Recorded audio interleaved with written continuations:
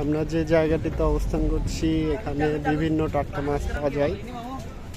আপনারা কক্সবাজার আসলে চাইলে এখান থেকে মাছ নিয়ে যেতে পারবেন, যদিও মাছ ক্যারি করাটা অনেক সমস্যা।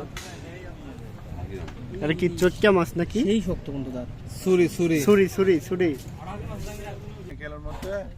মামা একটু মাছ চেনান আমাদের। এটা ছুরি মাছ, এটা হচ্ছে ফাইসা মাছ, আর এটা হচ্ছে ছোট মাছ। আমাদের এখানে জাইলা মাছ বলা হয়, বিভিন্ন রকম মিক্স।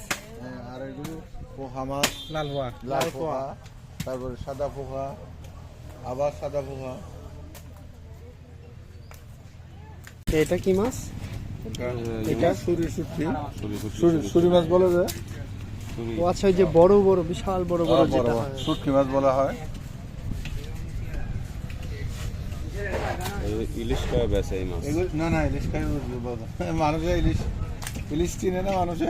এটা ইলিশ না? না, এটা সৈক্যা মাছ বলা হয়। আমরা তো ইলিশ বলে অনেকেই তো কিনে খাই।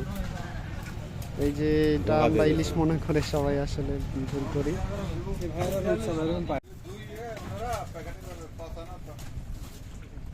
এখানকার টাটকা মাছ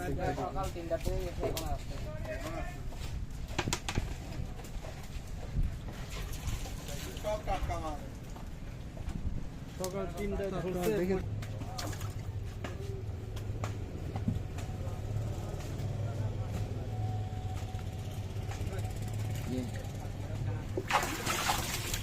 এখানে দেখছেন বিভিন্ন প্রজাতির মাছ রয়েছে।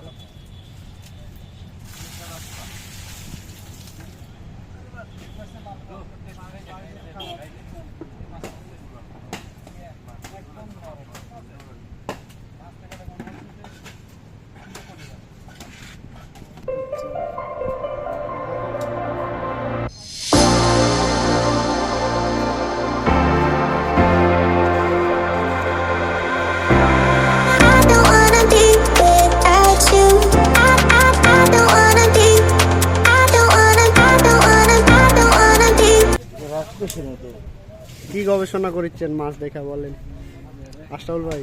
মাছের দাঁত দেখেছি, দাঁতটা দেখো। আপনার দাঁত নষ্ট থাকলে দেখাই শুভ আমার।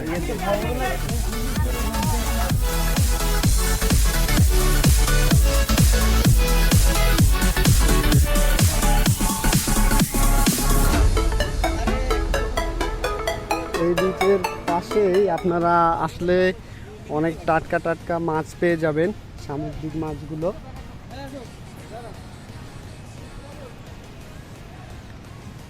কিন্তু এখান থেকে মাছ ক্যারি করার জন্য আপনাকে অবশ্যই ককশিট ব্যবহার করতে হবে, নয়তো মাছ নষ্ট হয়ে যাবে। আপনার বাসা যদি দূরে হয় সেই ক্ষেত্রে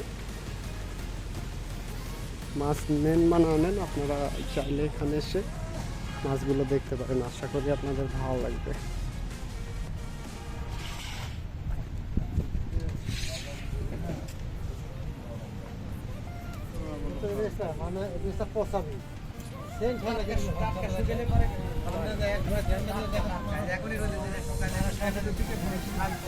এটা দেখতে আসলে ইলিশের মতো, এটা ইলিশ না।